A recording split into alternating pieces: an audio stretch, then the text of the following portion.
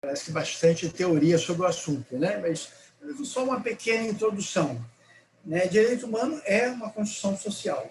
Né? Os direitos humanos não caem do céu de qualquer jeito. A gente tem que construir, é uma luta. Né? Tem um autor que diz, o Yves Lesbopin, em um de seus livros, ele diz que a história dos direitos humanos não é a história das ideias, é a história das lutas sociais. Porque as lutas sociais produzem direitos, como também podem produzir retrocesso nos direitos. O que é direitos humanos? Tem um autor italiano, o Luigi Ferrajoli, que escreveu que os direitos humanos seria legge del più debole, isso é a lei para o mais débil, ou em favor do mais fragilizado, ou mais fraco. Então, a lei em defesa do mais fragilizado seriam direitos humanos. E essa lei do mais frágil, do mais débil, contra a lei do mais forte. Então, os direitos humanos também estão numa esfera do conflito. Né? Não é algo pacífico. Se a gente vai ver diversos autores, eles têm posições tão antagônicas, né? Se a gente pega o Boaventura de Souza Santos, ele vai dizer, olha, não existe um direito humano universal. Existe um direito humano ocidental. Se a gente vai para o Wallenstein, Manuel Wallenstein, ele vai falar, vai na mesma perspectiva, né? Os direitos humanos é algo, né, europeu. Quando ele fala europeu, ele está jogando aí dentro desse conceito europeu, está colocando Estados Unidos, está colocando Japão, ele está falando dos grupos hegemônicos. Mas aqui no Brasil também, os direitos humanos não eram uma categoria utilizada pela esquerda. A esquerda tinha uma posição muito crítica à categoria de direitos humanos. E essa crítica remonta ao século XIX. Né? No livro da questão judaica, por exemplo, Karl Marx vai fazer uma crítica, ele vai dizer, os direitos humanos pensados, refletidos, proclamados em Virgínia e na Declaração dos Direitos do Homem e do Cidadão são direitos dos que têm propriedade. Você não adianta fazer afirmações categóricas que todos nascem iguais, quando materialmente as pessoas não nascem iguais. Então, as condições materiais definem lugares sociais. O recorte era especialmente materialista, especialmente ligado aos meios de produção. Hoje tem outros recortes que são extremamente importantes, mas que são novidades da discussão. Por exemplo, o recorte de gênero, o recorte de cor da pele, de origem, de etnia, outros recortes entram na discussão. Os recortes, por exemplo, ligados ao mundo dos ciganos, ao mundo das nações, direito dos povos, a autonomia, a liberdade. Então, nós estamos num contexto, o Brasil não está fora de um contexto internacional. No contexto brasileiro e no contexto internacional, a esquerda, o Boaventura de Souza Santos aponta isso em seus artigos, a esquerda evitava a categoria direitos humanos. A esquerda optava por outras categorias. A esquerda optava pela categoria, por exemplo, emancipação, ou optava pela categoria revolução. Então, revolução e emancipação eram as categorias utilizadas, empregadas, seja na esquerda brasileira, seja na esquerda internacional. Aos poucos, a categoria de direitos humanos foi adquirindo uma consistência internacional. E direita e esquerda utilizam essa mesma categoria, é verdade, cujo conteúdo não é exatamente igual. O conteúdo varia a partir da perspectiva de quem fala, né, do lugar social de quem se coloca. eu estava relendo alguns textos sugeridos pelo Richards, e ele sugeriu algumas coisas para eu, perguntando o que eu achava de vocês utilizarem, né? Talvez propor. Eu achei ótimo, né? Ele sugeriu, por exemplo, um texto do Fabiano Engelman e da Lígia Madeira, por exemplo, né? O texto se chama, não sei se chegou a mandar para a turma, ou mandou, né?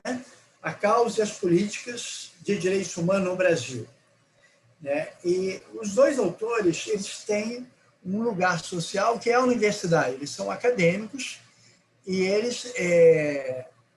eles falam a partir de uma perspectiva da academia, né?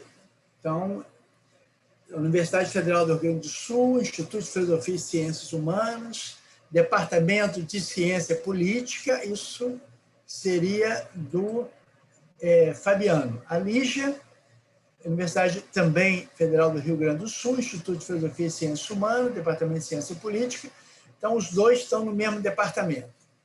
E eles vão tentar recompor um pouco essa história dos direitos humanos no Brasil, principalmente a partir da Constituição de 1988. Mas eu sou velho, eu sou antes de 1988, então eu peguei a transição, né? Eu peguei o momento anterior, eu peguei o momento... Mas eles também falam uma coisa dos anos 70, né? Dos anos 70 eu era jovem. Né? Nos anos 70, eu me lembro que eu fiz uma viagem na América Latina, visitando grupos de jovens, eu tinha 22 anos, foi em 1974, né?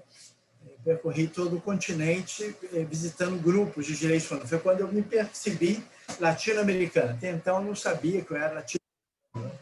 Eu acho que eu olhava para a França, estava olhando para a Europa. Os Estados Unidos não, eu não gostava dos Estados Unidos, né? Não gostava nem do inglês, nem das ideias dos americanos. Eu tinha um problema aí.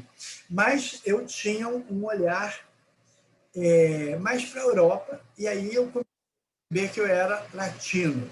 E ao andar pela América Latina, eu descobri que a América Latina estava pegando fogo, né? Tinha não só a ditadura brasileira, mas tinha ditadura no Uruguai, tinha uma ditadura na Argentina, no Paraguai. Eu fui na Argentina tinha acabado a ditadura, estava com Perón, né? Isabelita, perdão. O Perón tinha acabado de morrer, era Isabelita. Mas a ditadura era recente, em 74. E depois viajei pela América Central e também tinha ditadura em Guatemala, Honduras, Nicarágua, muitos grupos de guerrilha. Então, esse era um ambiente. Quer dizer, o Brasil era uma ditadura e a América Latina era composta também por muitas experiências de governos militares que cerceavam as liberdades, e as vítimas principais eram, na aparência, as vítimas principais eram os grupos de esquerda. Então, eram os estudantes, né? E dentro dos grupos de esquerda, então, esses grupos, muitos tinham caído na clandestinidade, tinha uma instituição que os governos militares tinham dificuldade... O chefe pediu para a gente organizar um baile. Estranho, né? Nossa, você... Uhul! Opa, tem um cruzamento de linha aí. Tinha um grupo que os governos militares tinham uma certa dificuldade de lidar.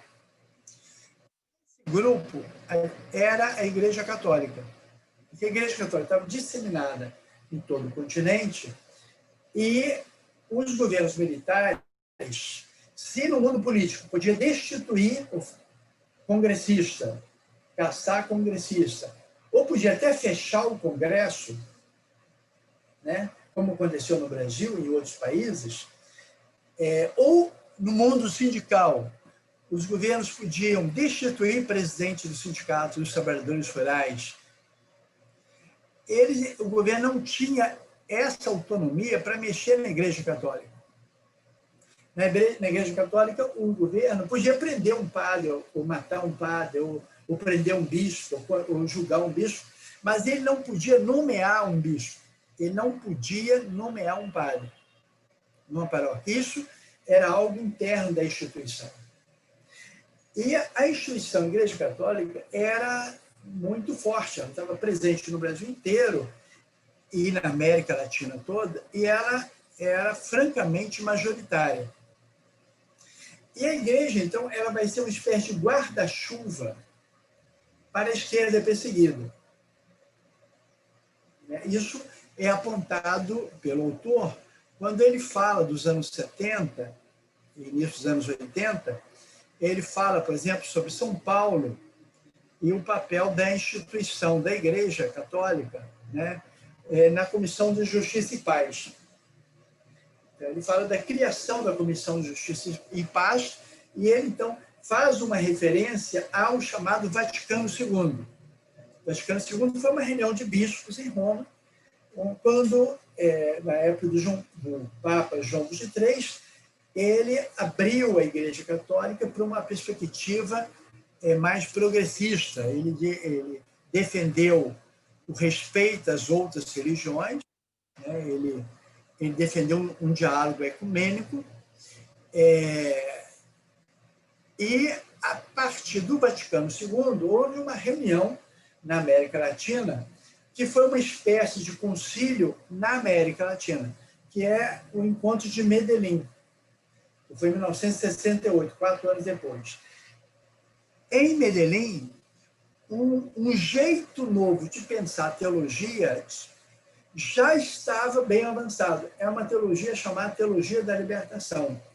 E a matriz, talvez o ponto, sob o ponto de vista acadêmico, intelectual mais importante, era alguém que morava no Peru, era alguém de origem indígena, Gustavo Gutiérrez.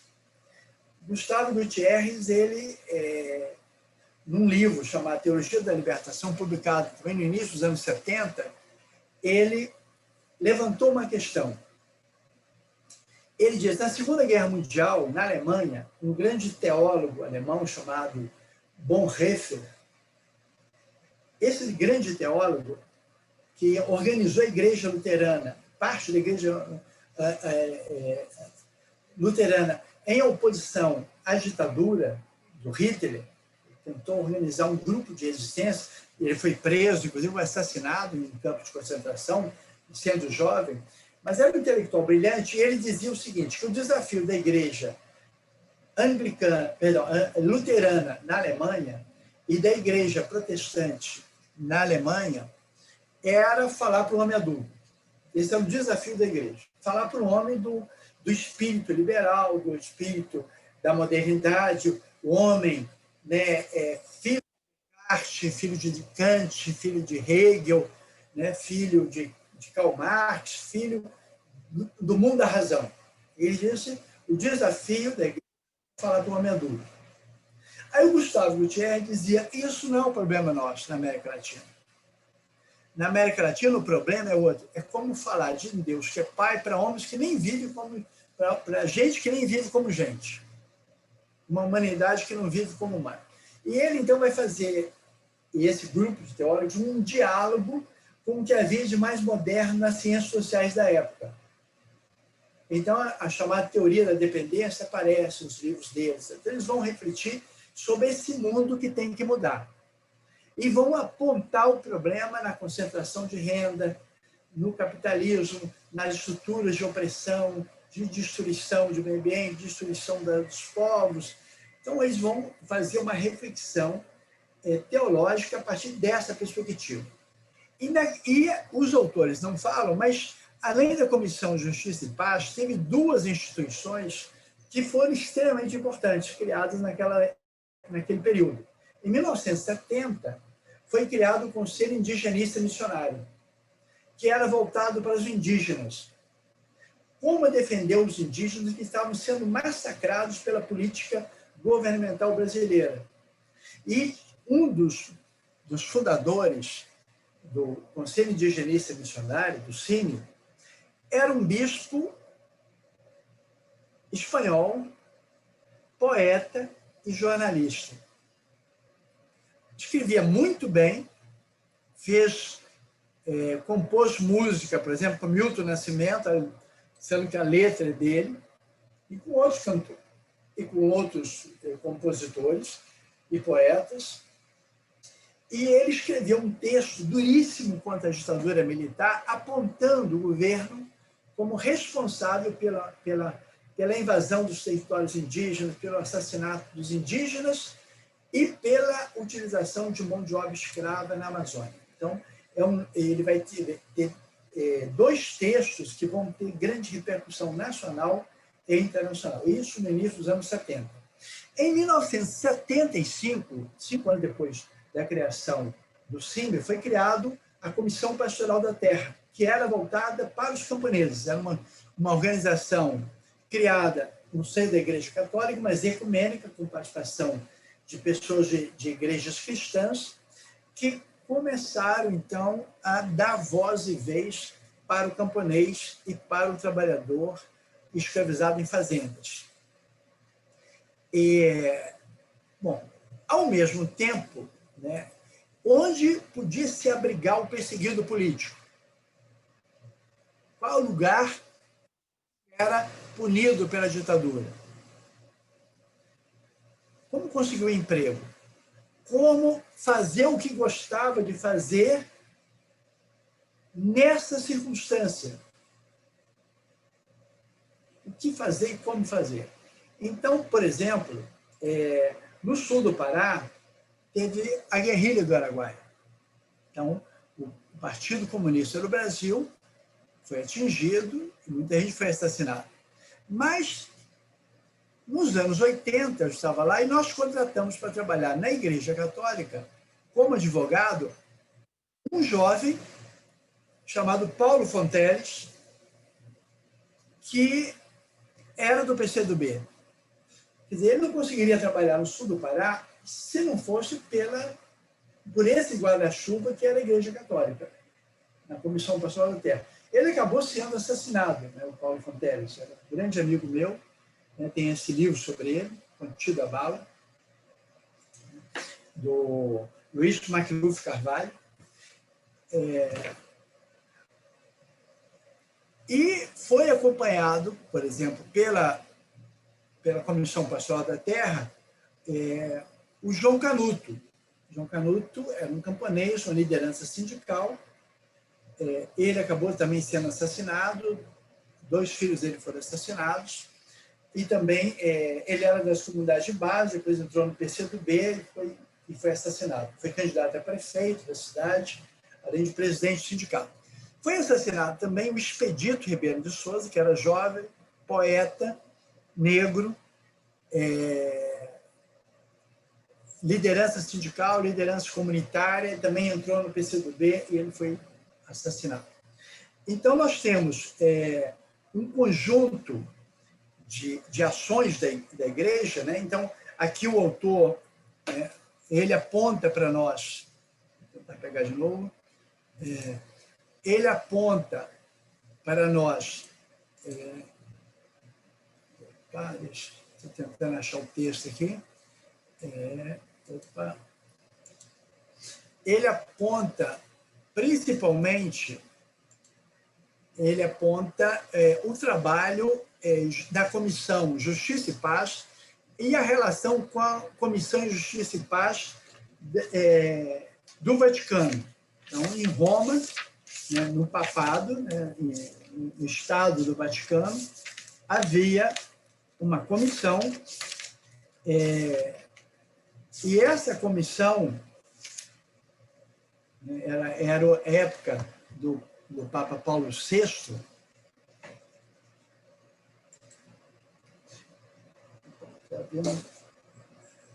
era a época do Papa Paulo VI, ele tinha criado o Conselho, o Pontifício Conselho de Justiça e Paz.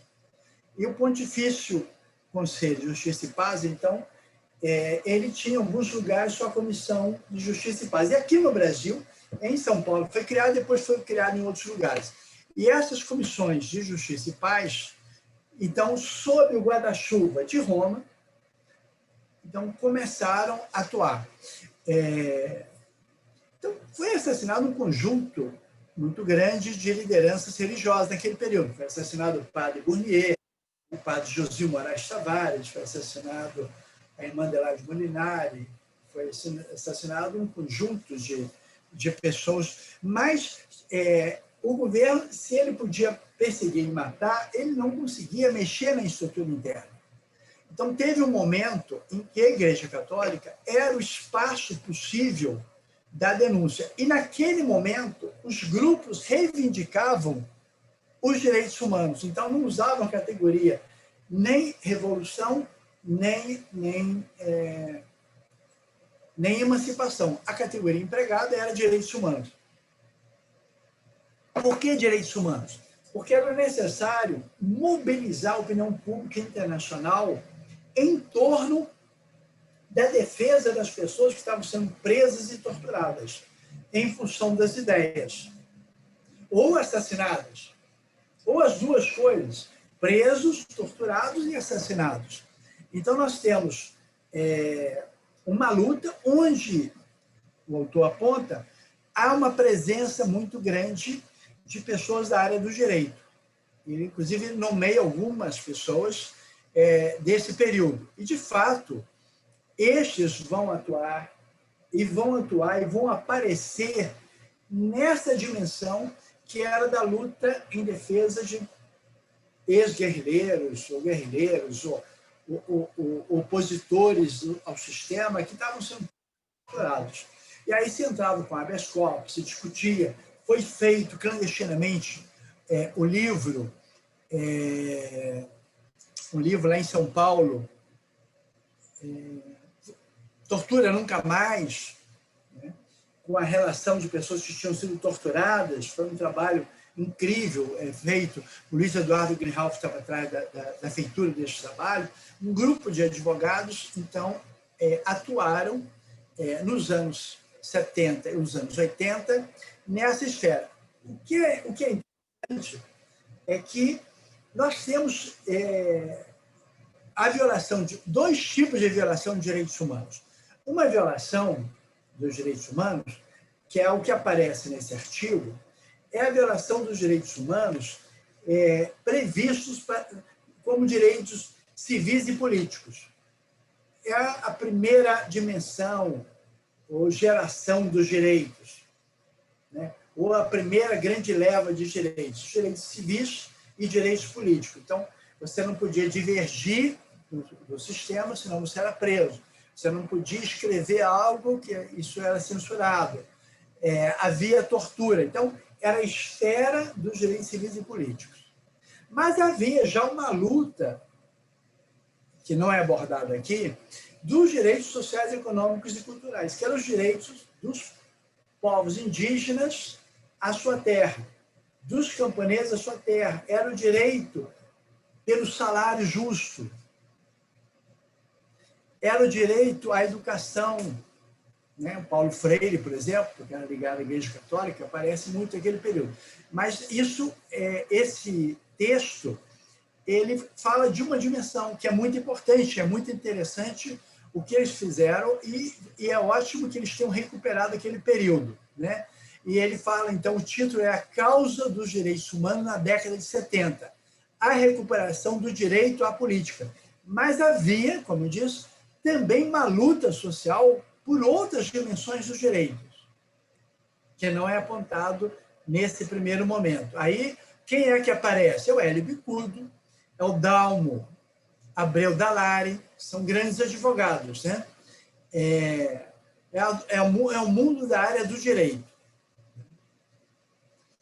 E nós temos também aí o segundo momento apresentado pelos autores, que é os direitos humanos como política de Estado, que é o período dos anos 80 aos anos 2000. Ora, no final da ditadura, né, nos últimos anos da ditadura, né, que é o início dos anos 80, a liberdade civil e política começou a ganhar força nos centros urbanos. Mas não tinha nenhum significado, eu morava na Amazônia naquela época, né? Eu morei 20 anos no sul do Pará. Não tinha nenhum significado na área rural. A descompressão política não apareceu lá. A repressão, o exército estava presente até 1984. Até a última ditadura, o exército estava reprimindo, prendendo, fechando emissora de rádio, e entrando com inquérito policial. Eu respondi inquérito policial nos anos 80, policial militar, né? Então, assim, a perseguição havia diminuído, havia uma descompressão do governo Figueiredo no Rio de Janeiro, em São Paulo, em Belo Horizonte, mas não na área rural. Na área rural, a repressão permanecia. Curió governava o sul do Pará. O GETAT, o INCRA, Instituto de Colonização e Reforma Agrária, foi retirado do sul do Pará e no lugar dele foi colocado o GETAT, o Grupo Executivo de Terras Araguaia Tocantins, que era coordenado por um coronel e era toda uma estrutura militar de repressão. A questão fundiária se resolvia na repressão. Mas, de fato, na área urbana, começa a ter uma abertura, né, nas áreas metropolitanas. E, em 85, isso chega no campo.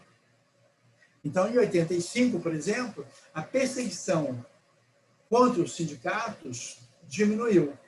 E as oposições ganham poder. E alguns governos assumem um discurso novo. Qual era o discurso novo? O discurso da participação popular. Então, a ideia de direitos humanos também estava ligada à da participação. Então, os orçamentos municipais e estaduais eram discutidos em grandes assembleias. Eu me recordo, por exemplo, Jader Barbalho, indo da Conceição do Araguaia, tendo uma grande assembleia para discutir o orçamento do Estado e o orçamento do município, discutido numa assembleia com o povo. Isso estou falando do Jader Barbalho, que nacionalmente era visto como do grupo dos autênticos do PMDB, mas localmente ele era ligado a grupos considerados conservadores, né? Latifundiários. E depois se manifestou, de fato, mais ligado a um pensamento mais conservador, né? Mas, então, há um ambiente de efervescência e a Constituição de 88 ela é elaborada nesse contexto de discussões. Então, é muito discutido no Brasil inteiro o que se quer.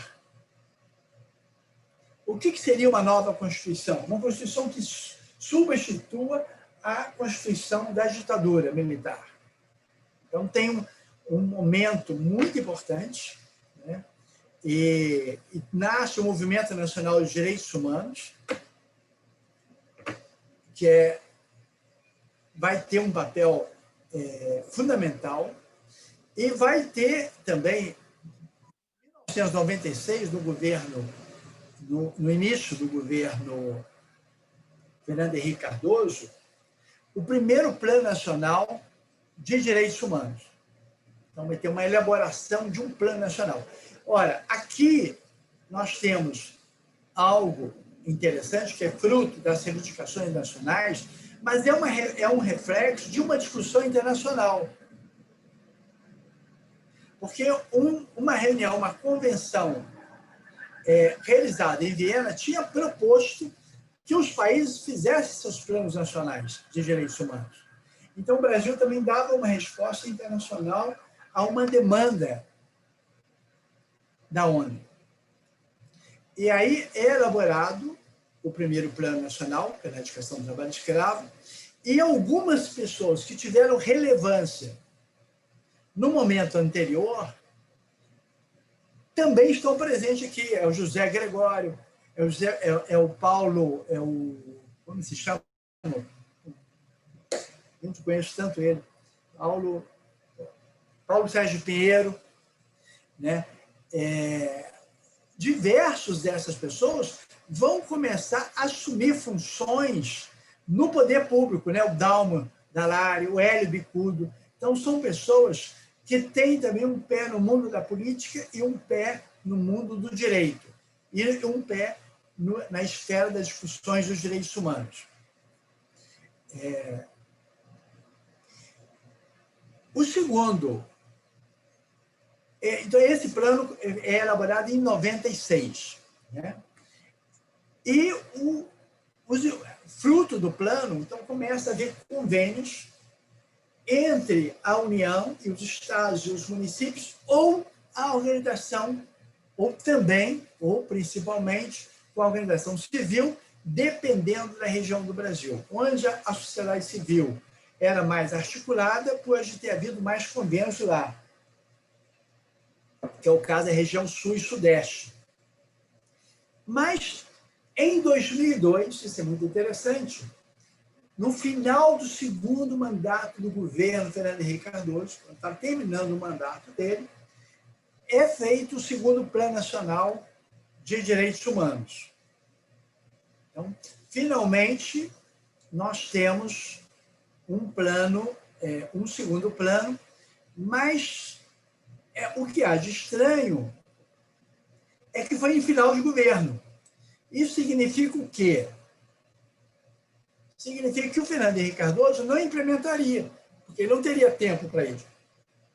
Então, ele estava fazendo um plano que seria para outros, e não para ele.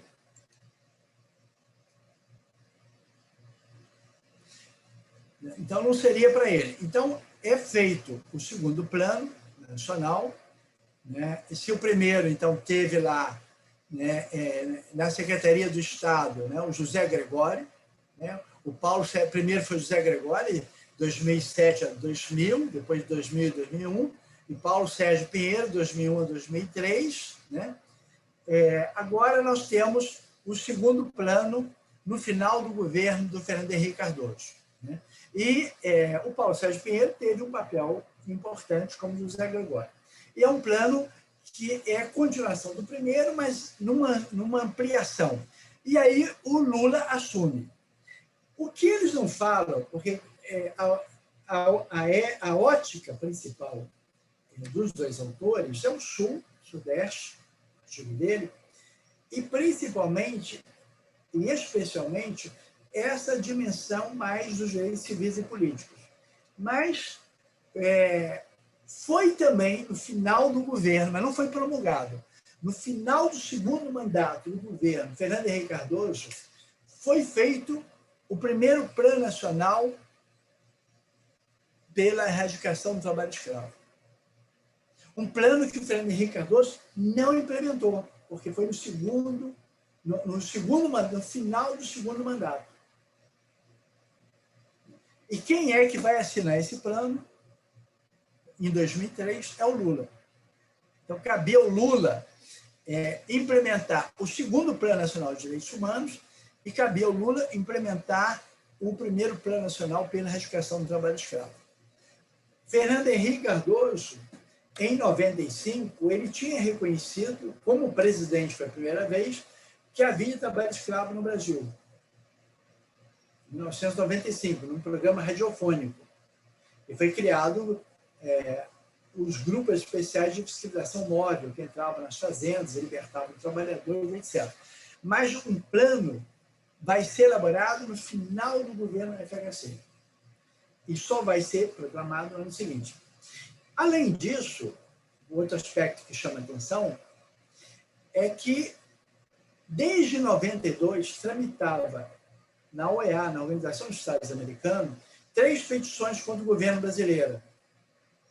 Um era o caso do José Canuto, outro era o caso da Fazenda São Luís, e o terceiro era o caso José Pereira. O caso da Fazenda São Luís era uma questão de trabalho escravo, que foi recusado porque não se tinha o nome das vítimas. O outro era o caso João Canuto, que depois vai ter um desfecho no Brasil mesmo, vai ter condenação de mandante. O terceiro caso não teve desfecho nacional e o governo brasileiro, então, foi convidado a uma solução amistosa, no caso de trabalho escravo, na fazenda de um deputado estadual. Era um caso também do sul do Pará.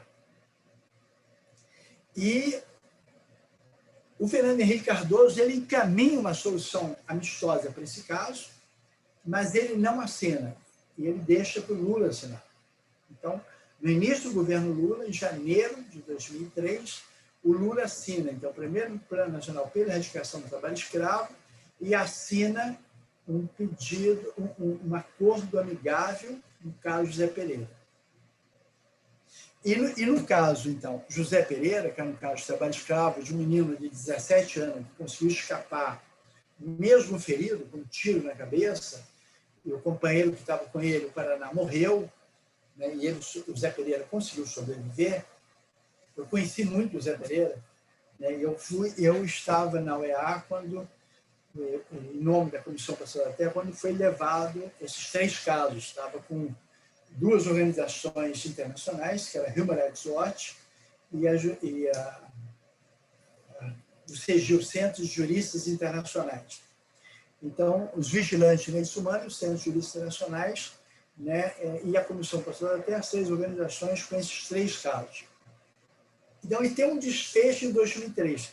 E atrás desse caso, então, tinha um problema ligado aos direitos sociais e econômicos, que era a concentração fundiária, que era o trabalho escravo, né, que era também tinha o aspecto do direito civil e político, que era a questão da liberdade, né, além do crime, do assassinato, né, teve morte e tal. Né, e bom, esse é um caso que pegou até um parlamentar. Né? Finalmente, vai ter o 3º Plano Nacional de Direitos Humanos. E sobre o Plano Nacional, o 3º Plano, tem um artigo, o 2º artigo sugerido pelo Richard, ele detalha bem, que é do Sérgio Adorno. O Sérgio Adorno ele escreve um texto no calor dos fatos. Ele estava provavelmente muito emocionado, muito envolvido emocionalmente com essa história. Porque o 3º Plano Nacional dos Direitos Humanos, ele foi promulgado e provocou uma grande crise. Ele provocou um problemão. E ele foi promulgado em 2010. Então, ele foi promulgado e 3 meses depois era publicado o artigo do Sérgio Adorno. Então, no calor dos momentos. E a grande questão que ele coloca é o seguinte: por que o 1º e o 2º plano não criaram tanto rebuliço? Quais foram as razões que o 1º plano provocou tanta reação? Né? Os planos não eram exatamente iguais, mas tinha uma continuidade. Por exemplo, o 1º e o 2º plano teve a inclusão, por exemplo, da questão LGBT, que não tinha no 1º. Ele também entrou em questão, problema também da discriminação em função da cor, a questão da raça, entrou. Mas por que o 3º plano é que a situação fica feia? O que estaria atrás desse 3º plano que provocou tantas reações? E quem era o secretário dos Direitos Humanos era o Paulo Vanucchi. Paulo Vanucchi foi preso político. Fez mestrado em ciência política, na USP, em São Paulo. Ele reclama, né, que toda a imprensa e boa parte do mundo político atacou duramente o 3º plano, e ele reclama que houve pouca reação dos intelectuais, houve poucos artigos, pouca manifestação defendendo o Plano Nacional, o 3º Plano Nacional pela Erradicação do Trabalho Escravo. E E ele, então, cita algumas pessoas que atacaram duramente.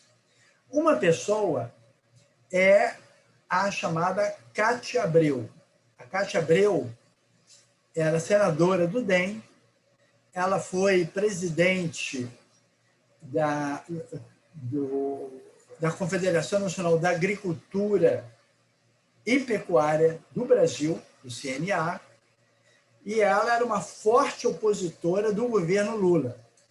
Depois ela vai defender a Dilma, ela vai ter uma posição interessante quanto a essa questão do impeachment da Dilma. Ela defendeu com muita garra, muita disposição a Dilma, né? Mas ela é de perfil conservador e ela diz que o novo Programa Nacional de Direitos Humanos, o PNDH3, né, ela dizia, o desenho é outro. Saem a democracia, a justiça, a tolerância e o consenso e entra a velha visão esquerdista e ideológica que a humanidade enterrou sem lágrimas nas últimas décadas, depois de muito sofrimento e muita miséria. Aí estava ligado à questão da desapropriação de terras, estava ligado à questão fundiária, né? Então, direitos social. E o Ives Gandra da Silva Martins, um jurista, professor emérito, ele vai acusar o terceiro plano de um viés ideológico ditatorial. Então, ele vai atacar duramente o Programa Nacional de Direitos Humanos, organizado sob inspiração dos guerrilheiros pretéritos, isso é, que guerrilheiros pretéritos era esse? Genuíno, por exemplo, era membro do governo Lula, ele tinha sido um guerrilheiro no Araguaia, né? Então, tinha muita gente de esquerda, né? E a própria Dilma, que era ministra, ela foi guerrilheira, né? Então, guerrilheiros pretéritos é uma reprodução dos modelos constitucionais venezuelano, equatoriano e boliviano, todos inspirados num centro de políticas sociais espanhol, para o qual o executivo é o único poder. Então, de forma surpreendente, começaram a ver no plano, no terceiro Programa Nacional de Direitos Humanos, um viés ditatorial, né? E uma das razões também estava ligado à forma como se propunha que a imprensa deveria agir, né? A imprensa deveria também ser regulada naquilo que se refere aos direitos humanos. Então, é desencadeado contra o terceiro Programa Nacional, terceiro Programa Nacional de Direitos Humanos, um ataque do meio do agronegócio, um ataque duro, da imprensa e, finalmente, das Forças Armadas. Porque foi proposto, né, no terceiro programa, que também se abrisse o espaço para a memória e a verdade. Recuperar a memória e a verdade. Recuperar o que aconteceu na ditadura. Onde estão os desaparecidos? Quem morreu, quem não morreu? Se morreu, em quais circunstâncias? Isso foi mexer em um marimbondo, numa caixa de marimbondo. Isso, então, criou um seríssimo problema e uma crise interna também dentro do governo. Criou um problemão, né, gravíssimo.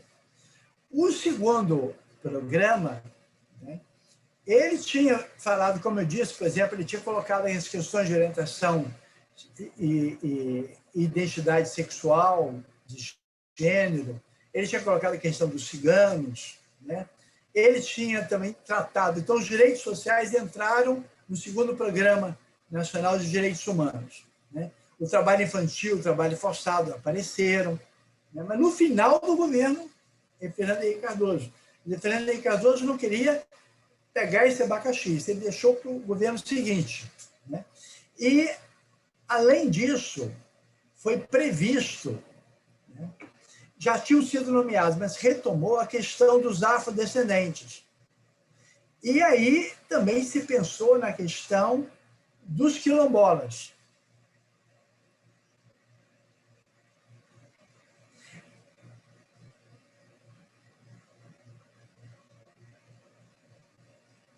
Bom, quanto à mídia, o grande problema era, de fato, quer ou não controlar a mídia.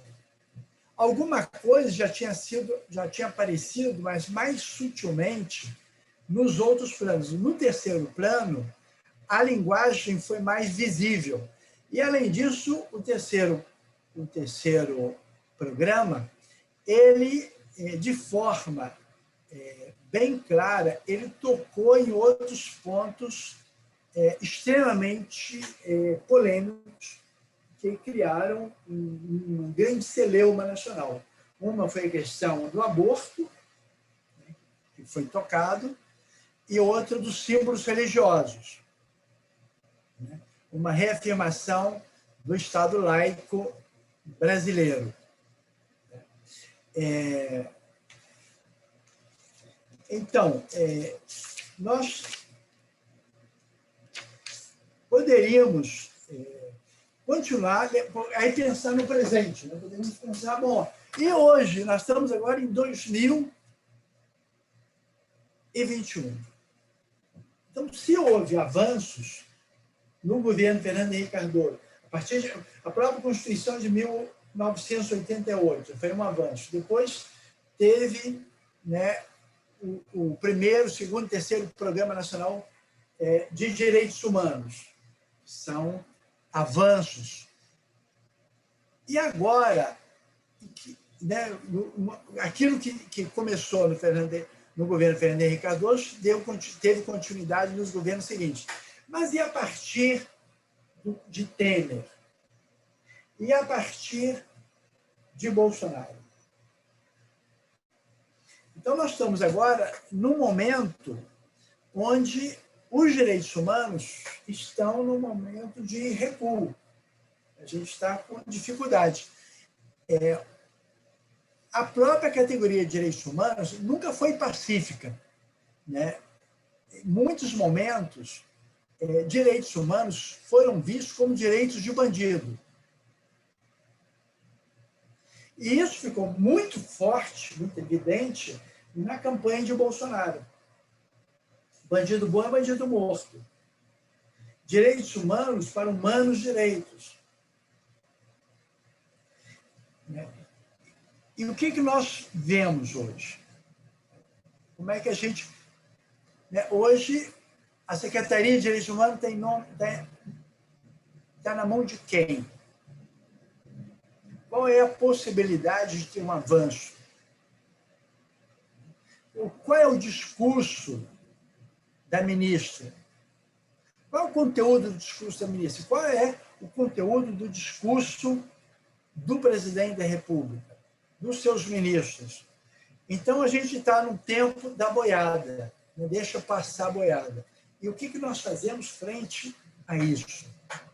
Em relação à Amazônia, em relação à pandemia, a forma como a pandemia foi e está sendo tratada no Brasil, os milhões de desempregados, os milhões em situação de extrema pobreza, os 100 milhões de pessoas sem coleta de esgoto, os 35 milhões sem acesso à água potável,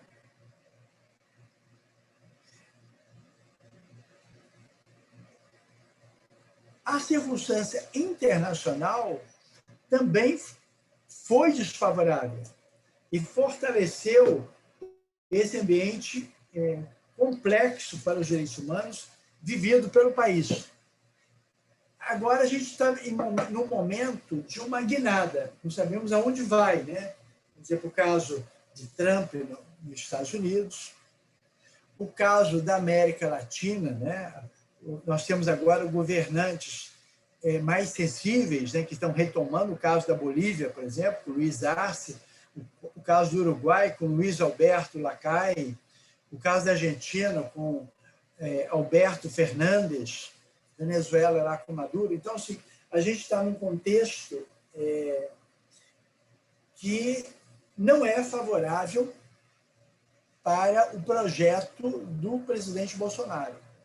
O presidente Bolsonaro que brigou com a Argentina, que brigou com a Bolívia, que brigou com a Venezuela, que brigou com a França, com o presidente da França, que brigou com a China, que comprou briga com Deus do mundo também, e comprou briga com o atual presidente, o futuro presidente dos Estados Unidos. Ele fala que o eleito para a presidência dos Estados Unidos, ele foi eleito fruto de uma corrupção. Ele repete o discurso do Trump. Então, acho que poderíamos talvez abrir a discussão, Richard. O que acha?